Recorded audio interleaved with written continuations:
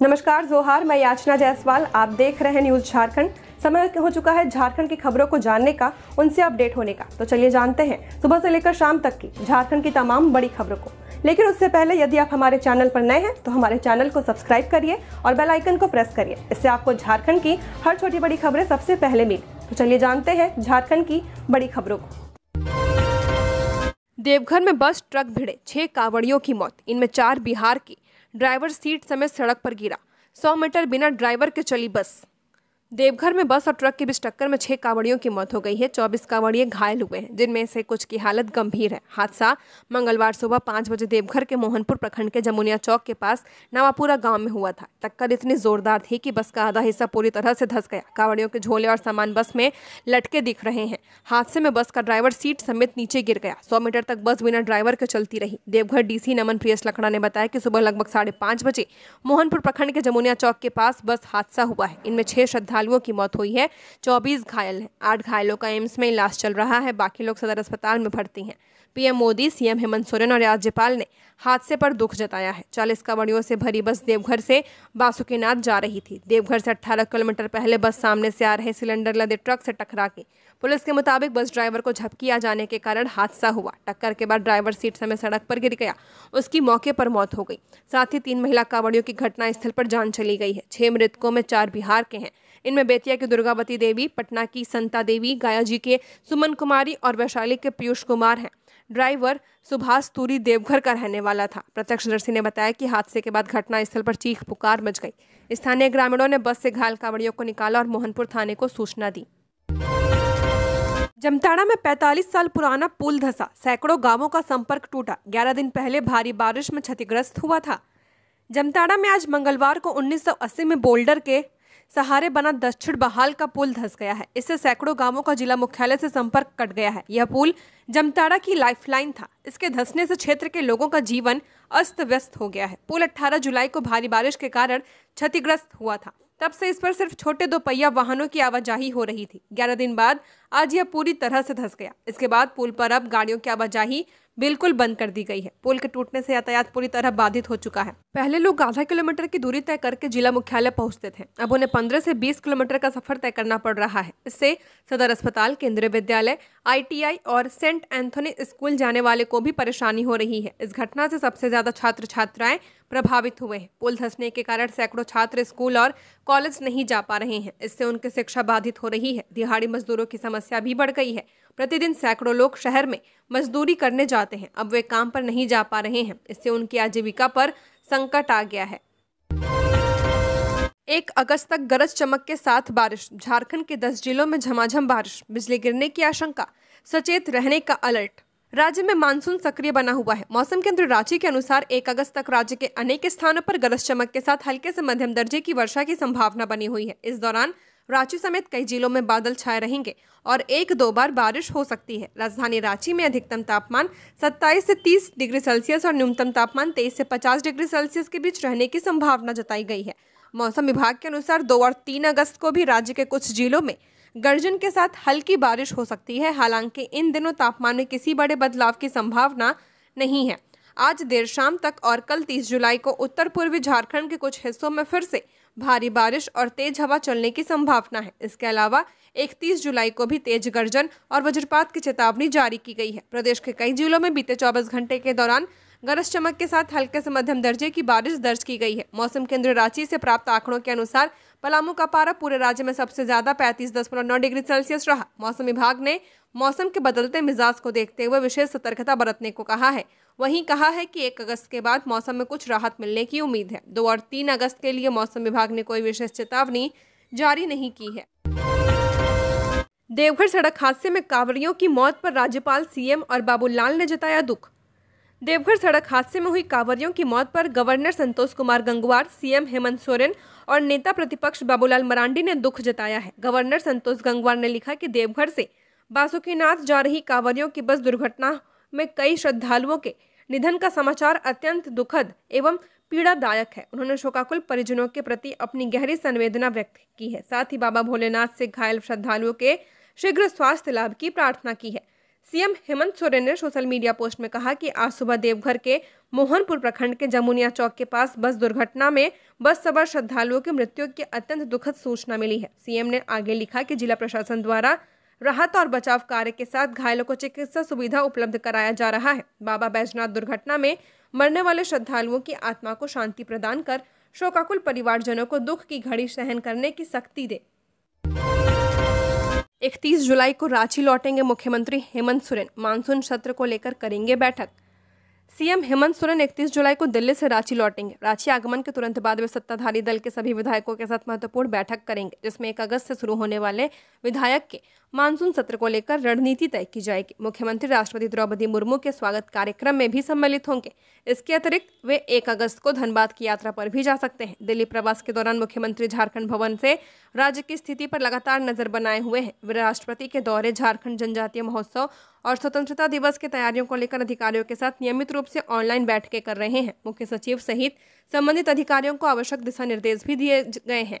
राज्य से जुड़े आवश्यक विधेयकों की प्रतियां दिल्ली में ही मंगाकर उनकी समीक्षा एवं स्वीकृति भी कर रहे हैं। मुख्यमंत्री प्रतिदिन दिल्ली के सर गंगाराम अस्पताल जाकर अपने पिता शिबू सोरेन के स्वास्थ्य का हालचाल लेते हैं, जो वहां उपचाराधीन है। मुख्यमंत्री झारखंड भवन से राज्य की योजनाओं की प्रगति की नियमित जानकारी ले रहे हैं और आवश्यकता होने पर संबंधित जिलों के उपायुक्तों को सीधे निर्देश भी दे रहे हैं। साथ ही वे सोशल मीडिया के माध्यम से भी लगातार सक्रिय रहते हुए जनता से संवाद बनाए हुए हैं। सहायक नियुक्ति को लेकर सुप्रीम कोर्ट सख्त, 14 अगस्त तक रिजल्ट नहीं आया तो अधिकारी होंगे तलब। झारखंड के 26,001 प्रशिक्षित सहायक आचार्यों की नियुक्ति से संबंधित प्रतियोगिता परीक्षा मामले में सुप्रीम कोर्ट ने सोमवार को अहम सुनवाई की है। सुनवाई के दौरान राज्य सरकार और झारखंड कर्मचारी चयन आयोग के रवैये पर सुप्रीम कोर्ट ने कड़ी नाराजगी व्यक्त की है। कोर्ट ने स्पष्ट निर्देश देते हुए कहा कि यदि 14 अगस्त 2025 तक सभी विषयों और श्रेणियों का परिणाम जारी नहीं होता तो 18 अगस्त को राज्य के मुख्य सचिव, शिक्षा सचिव, अवर सचिव और जेएसएससी सचिव को व्यक्तिगत रूप से कोर्ट में उपस्थित होना होगा। कोर्ट ने यह भी कहा है कि उस दिन इन अधिकारियों के विरुद्ध अवमानना की कार्यवाही शुरू की जाएगी। यह टिप्पणी सुप्रीम कोर्ट में प्रार्थी परिमल कुमार द्वारा दायर अवमानना याचिका पर सुनवाई के दौरान की गई। विश्व आदिवासी दिवस पर झारखंड जनजातीय महोत्सव की देश भर में गूंज, 15 शहरों में होगा आयोजन। इस बार विश्व आदिवासी दिवस के अवसर पर झारखंड जनजातीय महोत्सव की गूंज पूरे देश में सुनाई देगी। मुख्यमंत्री हेमंत सोरेन ने निर्देश दिया है कि देश के सभी प्रमुख शहरों में झारखंड जनजातीय महोत्सव 2025 का आयोजन किया जाए। इसके तहत पोर्ट ब्लेयर से लेकर दिल्ली तक आयोजन होगा। 9 अगस्त को झारखंड के सभी 24 जिलों में झारखंड जनजातीय महोत्सव का आयोजन होगा। यह महोत्सव 9 अगस्त 2025 को एक साथ देश के 15 प्रमुख शहरों में आयोजित किया जाएगा, जिसका उद्देश्य झारखंड की समृद्ध जनजातीय विरासत को राष्ट्रीय मंच पर प्रस्तुत करना है। यह महोत्सव राज्य की पारंपरिक संस्कृति, लोक कला, नृत्य, संगीत, खान पान, हस्तशिल्प और पर्यटन स्थलों को देश भर के लोगों के समक्ष प्रस्तुत करेगा। रांची के मोहराबादी मैदान में यह 3 दिवसीय झारखंड जनजातीय महोत्सव का आयोजन किया जाएगा। यह 9 अगस्त से आरंभ होगा, 11 अगस्त को समापन होगा। महोत्सव का उद्घाटन सीएम हेमंत सोरेन करेंगे। हजारीबाग में कुत्तों ने मचाया कहर, 20 से ज्यादा लोगों को काटा। हजारीबाग में आवारा कुत्तों ने 20 से ज्यादा लोगों को काट लिया है, जिससे पूरे क्षेत्र में दहशत बन गया है और लोग कुत्ते से बचने के लिए भागते दिख रहे हैं। दरअसल कुत्तों का झुंड हजारीबाग के रोमी से लोगों को काटते हुए पैगोडा चौक तक पहुंच गया। इस दौरान 20 से ज्यादा लोग जख्मी हुए। सभी का इलाज शेख भिखारी मेडिकल कॉलेज अस्पताल में किया गया, जिसमें एक बच्चे को कुत्ते ने सबसे ज्यादा घायल किया है। हजारीबाग नगर निगम क्षेत्र में कुत्तों का आतंक कुछ इस कदर है कि लोग भय के वातावरण में जी रहे हैं। कुत्ते के काटने का कई मामला सामने आता है और अब आलम यह रहा कि कुत्तों के झुंड ने लगभग शहर के 20 लोगों को अपना शिकार बना लिया। कई लोगों को कुत्ते ने इस कदर काटा कि वो अपनी जान बचाते हुए नजर आए हैं। वहीं कुछ लोग दुकान और प्रतिष्ठा में छुपते हुए नजर आए। बताया जाता है कि कुत्ता रोमी से लोगों को अपना निशाना बनाना शुरू किया और काटते काटते पैगोडा चौक तक पहुंच गया। इंटरमीडिएट सहायक आचार्य भर्ती 2023 शॉर्टलिस्टेड अभ्यर्थियों का डॉक्यूमेंट वेरिफिकेशन 31 से। प्रारंभिक विद्यालय सहायक आचार्य संयुक्त प्रतियोगिता परीक्षा 2023 के आधार पर इंटरमीडिएट प्रशिक्षित सहायक आचार्य पद के लिए शॉर्टलिस्ट किए गए अभ्यर्थियों का डॉक्यूमेंट वेरिफिकेशन 31 जुलाई से शुरू होगा, जो 5 अगस्त तक चलेगा। झारखंड कर्मचारी चयन आयोग ने इससे संबंधित आदेश जारी कर दिया है। जेएसएससी द्वारा जारी आदेश के मुताबिक प्रमाण पत्रों की जांच आयोग के कार्यालय में 2 पालियों में की जाएगी। पहली पाली सुबह 10 बजे से दोपहर 1:30 तक और दूसरी पाली दोपहर 2:30 बजे से शाम 6 बजे तक होगी। उम्मीदवारों को पाली शुरू होने से 1 घंटा पहले जांच स्थल पर पहुंचना अनिवार्य है। रांची के रातू में एक नदी से युवक का शव बरामद। रातू थाना क्षेत्र के पालीपंडरा इलाके में मंगलवार को नदी से एक शव मिला है। घटना की जानकारी मिलने पर पुलिस मौके पर पहुंची और शव को कब्जे में लेकर पोस्टमार्टम के लिए भेज दिया है। पुलिस शव की शिनाख्त में जुट गई है। आसपास के लोगों से पूछताछ कर रही है ताकि शव की पहचान की जा सके। जानकारी के अनुसार स्थानीय लोगों ने नदी में एक युवक के शव को देखा था। इसके बाद पुलिस को इसकी जानकारी दी। फिलहाल मौत के कारण का पता नहीं चल पाया है। युवक की हत्या हुई है या फिर डूबने से उसकी मौत हुई है, यह पोस्टमार्टम रिपोर्ट आने के बाद स्पष्ट हो पाएगा। पुलिस मामले की तहकीकात में जुट गई है। जंगली हाथी ने दी सरायकेला में दस्तक। जिला मुख्यालय के पास कीता गांव में घुसा। ग्रामीणों ने ढोल नगाड़े बजाकर भगाया। सरायकेला जिला मुख्यालय के पास मंगलवार सुबह एक जंगली हाथी के प्रवेश से स्थानीय लोगों में दहशत फैल गई। सुबह करीब 6 बजे हाथी शहर से सटे कीता गांव में घुस गया। हाथी के आने की खबर मिलते ही गांव में अफरा तफरी मच गई। लोग अपनी जान और संपत्ति की सुरक्षा को लेकर चिंतित हो गए। ग्रामीणों ने तुरंत वन विभाग और सरायकेला थाना को सूचना दी। पुलिस की टीम जल्द ही मौके पर पहुंच गई और स्थिति को नियंत्रित करने का प्रयास किया। हालांकि वन विभाग की टीम की अनुपस्थिति ने स्थानीय लोगों में नाराजगी पैदा कर दी है। वन विभाग के किसी भी अधिकारी या कर्मचारी के समय पर न पहुंचने से विभाग की कार्यप्रणाली पर सवाल उठने लगे हैं। स्थानीय निवासियों ने स्वयं पहल करते हुए शोर मचाकर और ढोल नगाड़े बजाकर हाथी को गांव से बाहर निकालने में सफलता पाई। उनका कहना है कि अगर वे खुद आगे नहीं आते तो कोई बड़ा हादसा हो सकता था। केंद्र सरकार ने किसानों को चेतावनी दी। पीएम किसान किस्त चेक करने के लिए फर्जी लिंक न खोले। मोबाइल पर भेजे जा रहे फेक मैसेज। प्रधानमंत्री किसान सम्मान निधि योजना के तहत आर्थिक मदद लेने वाले किसानों को केंद्र सरकार ने चेतावनी जारी की है। कृषि और किसान कल्याण मंत्रालय ने किसानों को सोशल मीडिया और अन्य प्लेटफॉर्म पर फैल रहे फर्जी मैसेजेस लिंक से सावधान रहने को कहा है। साइबर ठग फर्जी मैसेज किसान सम्मान निधि की किस्त चेक करने या अतिरिक्त लाभ का लालच देकर किसानों के बैंक खाते से जुड़ी निजी जानकारी मांगते हैं, फिर चुराए गए पर्सनल डेटा से किसानों के साथ ठगी करते हैं। सहारा इंडिया घोटाला, 123 निवेशकों को 135 करोड़ की धोखाधड़ी। पूर्व जोनल मैनेजर संजीव कुमार गिरफ्तार। Sahara India Real Estate Corporation Limited के रांची शाखा में हुए 135 करोड़ 64 लाख रुपए के निवेश घोटाले में झारखंड सीआईडी को बड़ी सफलता हाथ लगी है। सीआईडी की टीम ने सोमवार को बिहार के पटना से इस घोटाले के मुख्य आरोपी और तत्कालीन जोनल मैनेजर संजीव कुमार को गिरफ्तार कर लिया है। संजीव कुमार, जिनके पिता का नाम स्वर्गीय राम नरेश सिंह है, जिसे सीआईडी ने पूछताछ के बाद कोर्ट में पेश किया, जहां से उन्हें न्यायिक हिरासत में जेल भेज दिया गया है। गिरफ्तारी के दौरान 3 मोबाइल फोन भी जब्त किए गए हैं, जिनसे घोटाले से जुड़े कई सुराग मिलने की उम्मीद है। इस मामले में धनबाद जिले के मैथन निवासी नागेंद्र कुमार कुशवाहा, जो भारत कोकिंग कोल लिमिटेड में टेलीफोन ऑपरेटर के पद पर कार्यरत हैं, 28 नवंबर 2024 को सीआईडी थाना में प्राथमिकी दर्ज कराई थी। उन्होंने बताया था कि वो और उनकी पत्नी लक्ष्मी कुशवाहा ने वर्ष 2008 से 2021 तक सहारा इंडिया में रेकरिंग और फिक्स्ड डिपॉजिट के जरिए करीब 10 लाख रुपए निवेश किए थे। धनबाद बार एसोसिएशन के पूर्व अध्यक्ष के मुंशी का अपहरण, फिरौती की मांग। धनबाद जिला बार एसोसिएशन के पूर्व अध्यक्ष राधेश्याम गोस्वामी के मुंशी आकाश सिन्हा का सोमवार रात रहस्यमय तरीके से अपहरण कर लिया गया।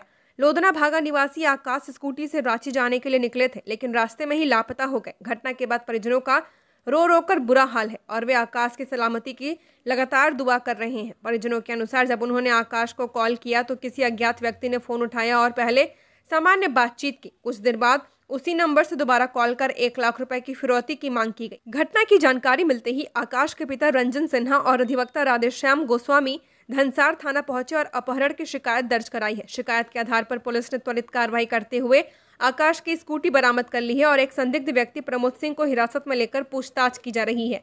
पुलिस मोबाइल लोकेशन के आधार पर आकाश की तलाश में लगातार छापेमारी कर रही है। पलामू में 2 अफीम तस्करों को 15-15 साल का सश्रम कारावास, 1.5 लाख का जुर्माना भी लगा। पलामू कोर्ट ने 2 अफीम तस्करों को 15-15 वर्ष की सश्रम कारावास की सजा सुनाई है। साथ ही दोनों पर 1.5 लाख रुपए का जुर्माना भी लगाया। जुर्माने की राशि नहीं देने पर 1-1 वर्ष की अतिरिक्त कारावास की सजा होगी। पलामू एसपी रिस्मा रमेश्वर ने इसकी पुष्टि की है। सजा पाने वाला पहला अभियुक्त प्रदीप साव पलामू के पिपराटांड थाना क्षेत्र के बड़ा गांव का रहने वाला है, जबकि दूसरा अभियुक्त गणेश सिंह मनातू थाना क्षेत्र के अपटी का रहने वाला है। 28 मार्च 2024 को पुलिस को सूचना मिली थी कि मनातू थाना क्षेत्र के अपटी के जंगल में डोडा सुखाया जा रहा है तथा अफीम की खरीद बिक्री होने वाली है। पुलिस मौके पर पहुंची तो देखा कि मिडिल स्कूल के पीछे 3 व्यक्ति कुछ खरीद बिक्री कर रहे हैं। पुलिस को देख सभी भागने लगे। इसी क्रम में 2 व्यक्ति पकड़ाए थे। दोनों व्यक्ति के पास से 2 केन पाया गया, जिसे खोलकर देखा गया तो उसमें चिपचिपा एवं तरल पदार्थ था, जो अफीम निकला। सोमवार को पलामू जिला व्यवहार न्यायालय के प्रधान जिला एवं सत्र न्यायाधीश दिवाकर पांडे की अदालत ने दोनों अभियुक्तों को सश्रम कारावास की सजा सुनाई है। साथ ही 1.5 लाख रुपए का जुर्माना लगाया है। हजारीबाग डेली मार्केट में भीषण आग से 2 दुकानें जलकर खाक, लाखों का नुकसान। हजारीबाग के डेली मार्केट में देर रात भीषण आग लगने से अफरा तफरी मच गई। इस आगजनी की घटना में 2 दुकानों का सारा सामान जलकर राख हो गया। सबसे पहले आग रेडीमेड कपड़े की दुकान में लगी, जो दीपक कुमार नामक व्यापारी की थी। आग इतनी तेजी से फैले कि बगल में मौजूद बैग की दुकान भी उसकी चपेट में आ गई, जिससे मोहम्मद मासूम चलाते हैं। दीपक कुमार ने बताया कि उनकी रेडीमेड कपड़ों की दुकान में रखे सारे कपड़े जलकर नष्ट हो गए, जिससे उन्हें लगभग 10 लाख रुपए का नुकसान हुआ है। वहीं बैग की दुकान में भी सभी बैग जलकर राख हो गए। मोहम्मद मासूम को करीब 3 लाख रुपए की आर्थिक क्षति उठानी पड़ी है। घटना के बाद दोनों दुकानदारों ने पूर्व में दुकान में काम कर चुकी एक युवती पर संदेह जताया है। दीपक कुमार का कहना है कि उस युवती से पैसे को लेकर पहले भी विवाद हुआ था, जो मामला सदर थाना तक भी पहुंचा था। उन्होंने आशंका जताई है कि आगजनी की इस घटना में युवती की भूमिका हो सकती है।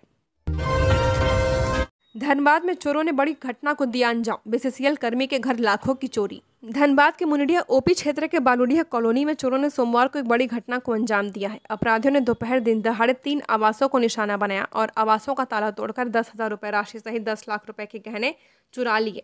पहले बीसीसीएल की कर्मी संगीता देवी के आवास पर हमला बोला और नकद राशि सहित कई आभूषण चुराकर फरार हो गए। वहीं चोरों ने उनके पड़ोसी दिलवर कंडुलना व राजकुमार पासी के आवासों का भी ताला तोड़ा, जहां कोई कीमती सामान नहीं मिले। बीसीसीएल कर्मी संगीता देवी ने मामले को लेकर कहा, जब वो दोपहर को ड्यूटी से घर लौटी तब चोरी की घटना के बारे में मालूम हुआ। जब चारदीवारी के गेट का ताला खोलने के बाद दरवाजे का ताला खोलने गई तो दोनों ताले गायब मिले। वहीं अंदर से छिटकनी भी बंद मिला। जब लोगों ने घर के पीछे जाकर देखा तो पीछे का दरवाजा सिर्फ सटा हुआ मिला। घटना की सूचना तत्काल मुनिडिया पुलिस को दी गई, जिसके बाद पुलिस मौके पर पहुंची और छानबीन शुरू कर दी, जहां घर के अंदर अलमारी खुला हुआ मिला। राष्ट्रपति का झारखंड दौरा, 31 को 14 घंटे और 1 अगस्त को 16 घंटे तक शहर में बड़े वाहनों का प्रवेश वर्जित। राष्ट्रपति द्रौपदी मुर्मू 31 जुलाई को 2 दिवसीय झारखंड दौरे पर आ रही हैं। उनके आगमन को लेकर राज्य में यातायात व्यवस्था में व्यापक बदलाव किए गए हैं। निम्नलिखित विवरण इस दौरान लागू ट्रैफिक नियमों और मार्ग परिवर्तनों को स्पष्ट करता है। बड़े वाहनों का प्रवेश और संचालन सुबह 8 बजे से रात 10 बजे तक कुल 14 घंटे पूर्णतः प्रतिबंधित रहेगा। छोटे माल वाहनों का प्रवेश और संचालन दोपहर 3 बजे से रात 8 बजे तक वर्जित रहेगा। कांकेर, रातू, काठीटांड, दलादली, कटहल मोड़ की ओर जाने वाले वाहन main road, Lalpur road, Kantatoli flyover, बूटी मोड़ होते हुए रिंग रोड के माध्यम से गंतव्य तक जा सकेंगे। बाहर से आने वाले वाहन कांकेर रिंग रोड, बोड़ाया रोड, बूटी मोड़, कांटाटोली फ्लाईओवर से शहर में प्रवेश कर सकते हैं।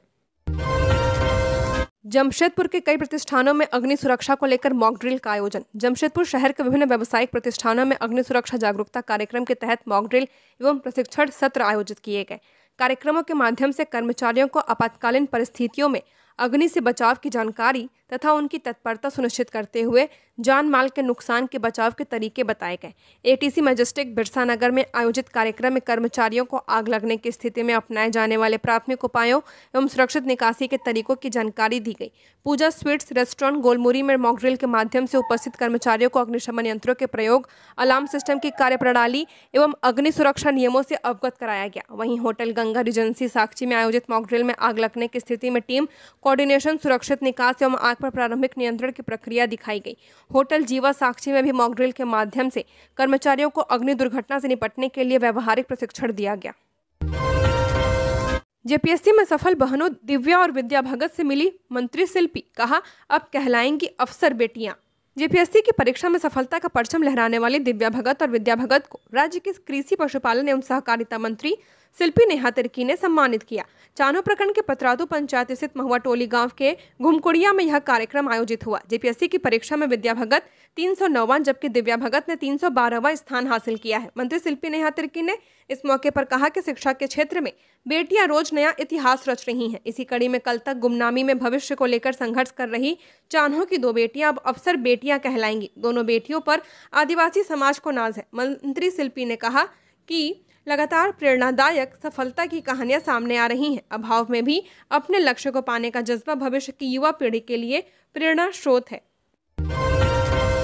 दिल्ली इलाज कराने गया था परिवार, चोरों ने घर में मारी सेंध, 6 लाख के जेवरात और नकदी किया साफ।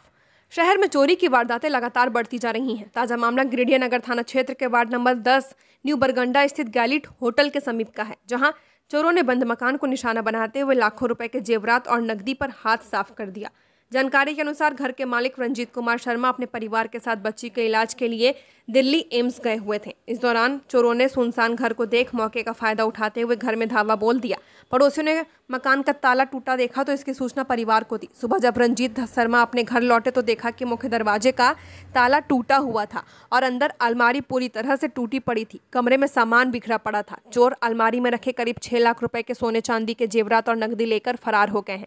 इतना ही नहीं, चोरों ने बच्चे की गुल्लक तक नहीं छोड़ी। गुल्लक तोड़कर उसमें जमा किए गए सिक्के और रुपए भी चुरा लिए। 103 एकड़ वन भूमि घोटाला, जेल में बंद आरोपियों से ईडी ने की पूछताछ, फर्जी दस्तावेज और फंडिंग पर सवाल।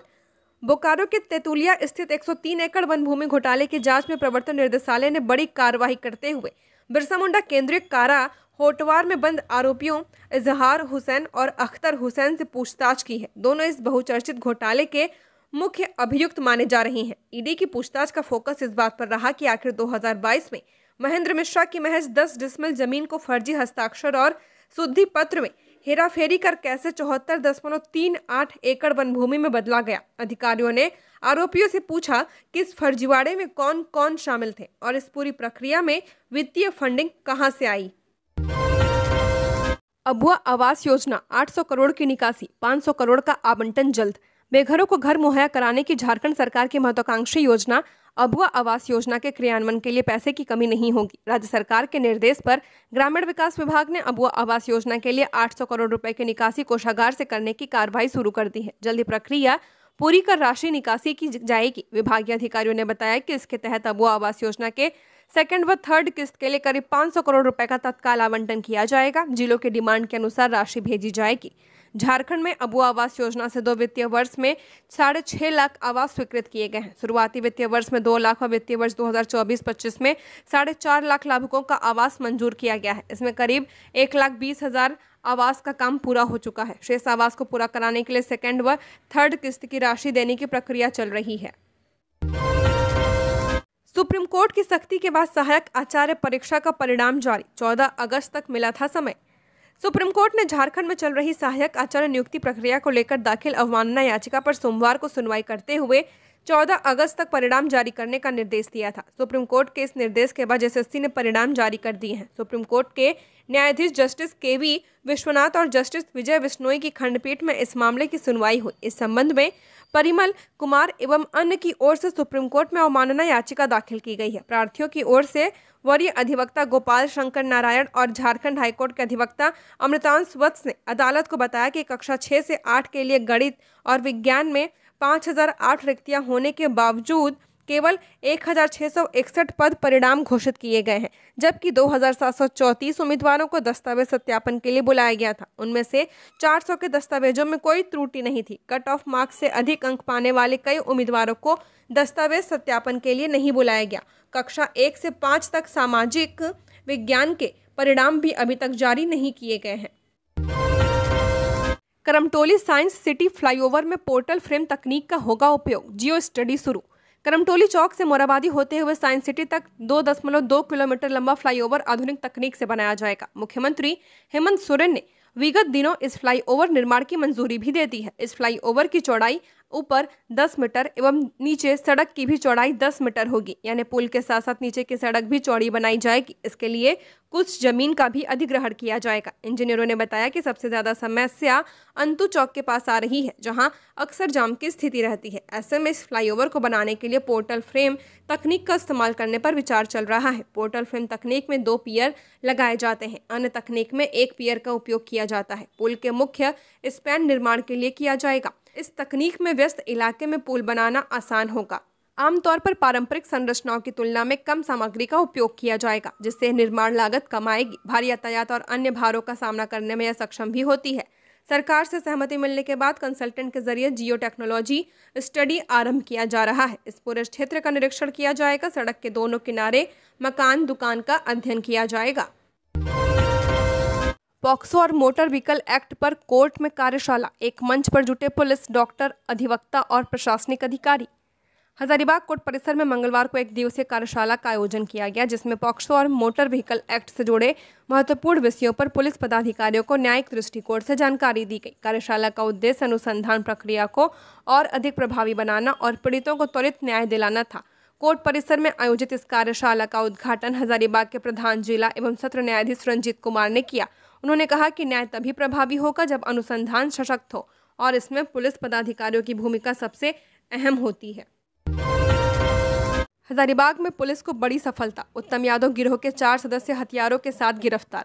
हजारीबाग के गुरहर थाना क्षेत्र में पुलिस को एक बड़ी सफलता हाथ लगी है। कुख्यात अपराधी उत्तम यादव के संगठन से जुड़े 4 अपराधियों को पुलिस ने हथियारों के साथ गिरफ्तार किया है। ये सभी अपराधी ठेकेदारों और व्यापारियों से लेवी वसूली व धमकी देने की नीयत से निकले थे। पुलिस को गुप्त सूचना मिली थी कि उत्तम यादव गिरोह के अपराधी एक बिना नंबर प्लेट की कार से बंडा सिंगा खैरा रोड होते हुए इचाक की ओर जा रहे हैं। सूचना मिलते ही अनुमंडल पुलिस पदाधिकारी बरही के नेतृत्व में गुरहर थाना प्रभारी व अन्य पुलिस कर्मियों की एक विशेष टीम बनाई गई। चामू दोहर के पास वाहन चेकिंग अभियान के दौरान बिना नंबर की बेलोनो कार को रोका गया। पुलिस को देख कार में बैठे 4 अपराधी भागने लगे, लेकिन पुलिस टीम ने पीछा कर सभी को धर दबोचा है। अबुआ आवास योजना लाभुकों को सौंपी गई चाबी व उपहार, सामूहिक गृह प्रवेश कार्यक्रम का भी आयोजन।